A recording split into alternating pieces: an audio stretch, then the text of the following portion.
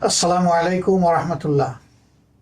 বিশ্বের বিভিন্ন দেশে অবস্থানরত বাংলাদেশি প্রবাসী ভাই ও বোনেরা, আশা করি আল্লাহ রাব্বুল আলমিনের একান্ত মেহরবানিতে আপনারা যে যেখানে আছেন সুস্থ অবস্থায় আছেন। আমি বাংলাদেশ জামাত ইসলামীর পক্ষ থেকে এবং আমার নিজের তরফ থেকে আপনাদের সকলের শারীরিক মানসিক সুস্থতা কামনা করছি এবং দোয়া করছি আল্লাহ তাআলা যে যেখানে আছেন সেখানে যেন সবাইকে নিরাপদে সম্মানের সাথেই রাখেন। বাংলাদেশ আমাদের প্রিয় জন্মভূমি।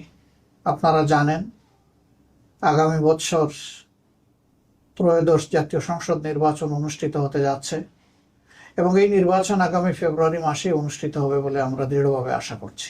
এই নির্বাচনে প্রবাসী ভাই ও বোনেরা যাতে তাদের ভোটের অধিকার প্রয়োগ করতে পারেন, এই জন্যে পরিবর্তিত পরিস্থিতিতে গত বছরের 5ই আগস্টের পর থেকে দাবি আমরা অত্যন্ত জোরালোভাবে জানিয়ে আসছিলাম।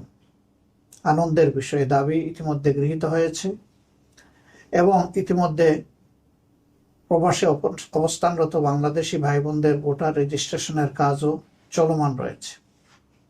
তার পাশাপাশি যারা একান্ত এই সময়টা দেশে আসতে পারবেন না, তারা যাতে তাদের ভোটটা নিশ্চিত হয় সেই জন্য এই প্রথমবারের মতো অনলাইনে অ্যাপসে ভোট দেওয়ার উদ্যোগ নেওয়া হয়েছে।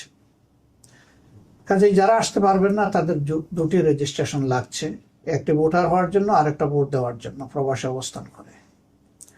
আর যারা দেশে আসতে পারবেন সেটা মোস্ট ওয়েলকাম, কারণ আপনারা বাংলাদেশের অর্থনীতির চাকাকে চালু রেখেছেন। আমাদের অর্থনীতিতে বৈদেশিক মুদ্রা আসে, 1 নম্বর খাত হচ্ছে আমাদের গার্মেন্টস, 2 নম্বর খাত হচ্ছে আমাদের প্রবাসী ভাই বোনদের রিমিটেন্স।